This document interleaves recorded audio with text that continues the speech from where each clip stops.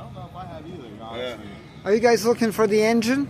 No, I know. There's a spare one in the back. I know. Yeah. I know plenty about this car. I was knee deep into Pontiacs when this car was coming out. Because this car was going to be better than the Corvette, and then just everybody will shut it down. And they turned the suspension into... And they never put the right engine in it either. They didn't put the right engine in. So, All that's the plans went out the window because of the Corvette people. Oh yeah, I was at press day and we had 3 coming out, and everyone's in line to get into the new Fiero, and nice, except all 3 broke down that day. Well, it was very early production, Looks like I came back but we still loved them. Yeah. No. Cross flow. Yeah, that's a cross flow. It's a carburetor. Beg your pardon? Isn't that, no, not cross flow, throttle body. Yeah. I'm thinking cross flow. No. Yeah, that was one of the early GM cars with the throttle body. They started in the, like around 1980. Yeah. Because if you remember, they were making turbocharged cars. Monte Carlo, the 1980 Monte Carlo was turbocharged. If you could get it that way, if you wanted to. I didn't know the Monte had one. You know, of course, the Grand National. Chevrolet and Buicks. Yeah. Same engine. Okay. Yeah, I didn't know you could get in the Monte. Interesting. Interesting. Yeah, I remember it was at the Corvair, of course, 63, and there's a dispute if that was the first post-war. The Oldsmobile was the first technically by a couple of weeks. 2 weeks, yep. And that was an aluminum V8. Yes, the 215. Yeah, that was cool. If you look at Jay Leno, some guy brought one out that looks perfect. I mean, they had a nice long talk about it. Yep. Oh, they're great. I've done some good videos on them also, going around, but I'm not Jay Leno. I've never seen one, but wish I had. Oh, they're out there. Are I've they? seen a few of them. Yeah. I'll probably have to go to Carlisle or Hershey or something like that. Yeah. I don't. Actually, I saw it at EMMR. They had one out there at Oldsmobile show, and that's coming up. The So. EMMR? Yeah, Eastern Museum of Motor Racing. Oh, okay. EMMR. Never heard of it. Okay. Yeah, it's a great museum which no one has ever heard of. Now it's a lot of dirt track racing and oval and stuff like that, but it's still a fascinating museum. I bought this one from the original owner. He custom ordered it. And I had to tweak a few things, you know, to get it. He had it in the garage and everything, but you know, stuff had faded out over time, and I refurbished it and everything like that. You have cruise control? I beg your pardon? You have cruise control on this? Wow. That is an unusual option. In fact, I used it on the way up here. Nice. Very nice. Yeah, these are great. Absolutely. It's a fun car to drive, too. You're really surprised. People knock that Iron Duke, but it was just enough for this car. Yeah. And you think about it, everybody, should have had more. But, you know, you had a Corvette. And the most they ever sold in any Corvettes in 1 year was 53,000. Right. So why not have something like this? It was a little 4-cylinder or 6-cylinder to bomb around in. I have a lot of fun with this car. In fact, I've got 5 cars. It's my favorite. Yeah. What else do you have? I've got a 40th anniversary Corvette with 5,000 miles on it. Wow. And I used to work for General Motors at the Wilmington, Delaware plant. I have 3 Pontiac Solstice. Oh, jeez. 2 convertibles and a coupe. A coupe? Yeah. Now there's a rare bird. 1,266. Wow, jeez. I remember I was at New York Auto Show when those were introduced. That and the G8 and the G8 Ute. Had a G8 too. Oh. I was hourly there at the plant. Yeah. So we were building a Saturn model, the L series, which was the bigger car, tanked. Yeah. They laid everybody off, cut a shift first, and they laid everybody off, and they asked for one guy in hourly material to stay behind. So I did. Yeah. I had 3 kids and a mortgage. And I saw the Solstice from the ground up. All the parts that came in, I was responsible for. And we have what we call bucket builds. They built, I think, 9 of them at first. Then they sent them back to make sure all the engineering was right. Then we built 25, then we built 200 of it, so all those parts were mine that came in there. I was there watching the whole thing. Wow. Well, that was nice. I retired then, Yeah. so it was nice to go out on a winter for a change, because we had a couple of crappy years before that. Oh my gosh.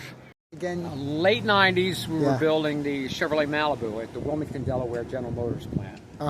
I was the team coordinator, and my team was responsible for putting in the front consoles, some other trim, and the steering wheel and airbag. Well, we had a thing on the line that torqued down the steering wheel bolt, right. so that, and it wouldn't let, if the torque didn't hit the number, it wouldn't let the car pass. It would stop the line, and you would have to go Oh back my and gosh, correct it. interesting, okay. And then the airbag just snapped on. You Yeah. connected a few harnesses and snapped it on. Well, one day I got called up to the office, and my boss said, we got a situation where a customer was driving his Malibu someplace in Virginia, and the steering wheel came off in his hands. Fortunately, he was smart enough to shove it back on and turn the car off the road. And they wanted to know, was I responsible for it? Well, I wrote down my starting job number at night and my ending job number. Yeah. And it was done just between the shifts. So whatever the shift was that came in, you had an override button. They just overrode the car and assumed that the thing was already bolted on there and let it go. I never heard anything more than that, but oh my gosh. I hear the guy was well taken compensated for his trouble, Yeah. whoever he was. Oh yeah. Oh yeah. Oh. Yeah, the stories from a production line gets rather interesting. It can be, it was. I mean, like I said, they had a lot of checks and balances, because sometimes one thing slipped through. I know another guy when we had the Saturn L Series. His name is Deaver, and passenger side airbag. He got pissed off because things weren't lining up right, so he just threw the bolts in the car. One of those got through. No. One of those got through unbolted. They had to recall every car that they had. Somebody found, some inspector down the line found it, Yeah. and they had to recall every Saturn they built up to that point to make sure the airbag was fastened in. Jeez. I think he got a month off without pay. Yeah. Wow. That probably cost GM more than that month's Oh, yeah. I'm surprised salary. he didn't get fired, but back in those days, it was pretty hard. You'd have to be a drug heroin user to get fired from General Motors like that. Yeah. Unreal. Yeah, what a shame. I'll tell you that whole thing, why they cut Pontiac is beyond me. I didn't understand it. I said, well, why don't you just build Pontiacs, and when you send them to China, put Buick on them? What's the difference? They're not going to know any difference. No. No, definitely not. Well, even so, is that the Buick, I could see even keeping Buick at that point, because, it still had a name. But they don't build any cars anymore. They offer nothing. I go to China, I see a whole slew of cars. Well, and they're all designed over there. They're not designed here. No. So why not? I mean, just say, you've got the chassis and everything like that and all the hardware. Yeah. Just put a Pontiac, make it Pontiac sheet metal on it. But, who knows? We don't know what we're talking about. That's for sure. Well, that's why, GM is now selling 17% of the market instead of the height of 52. You got a point there. Yeah. Crazy. Well, as long as they keep paying my pension, I guess I don't really care. That's it. You are? I'm Tom DeSabatino. Tom, a pleasure. Oh, nice German name. I beg your pardon? Nice German name. Oh, yeah.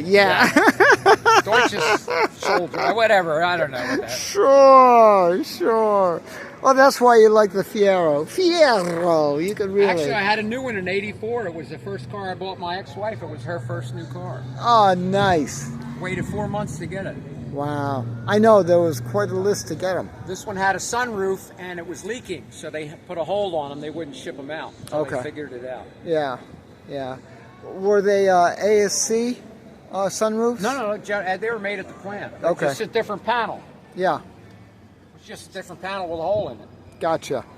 Now, you're talking about T-tops. Yeah. That was different. That came later, like 87 and 88. Yeah, they had to do something in there and punch it in. And then that was a different vendor, Yeah, I know, and people don't understand that. It's like, oh, okay. This is absolutely beautiful. How many miles on this? About 22,600. Jeez, that is great. Now I gotta ask, what do you have in the cassette player? I think it's bread. Oh, jeez. Yeah. The best of bread. Oh, I love it. Perfect. Absolutely perfect. This is beautiful. I got lucky, yeah. The original owner ordered this, and he was 85 or something like that, I guess about 4 years ago. And he decided to sell it, so I ended up getting it for $1,000 less than what he wanted. And all it needed was tires. I had to freshen up some things, but otherwise... Yeah, big deal. You know, with that low mileage, that's great. Oh, gosh. I do appreciate it. Thank you very much. Enjoy the show. Oh, of course. Okay, see ya.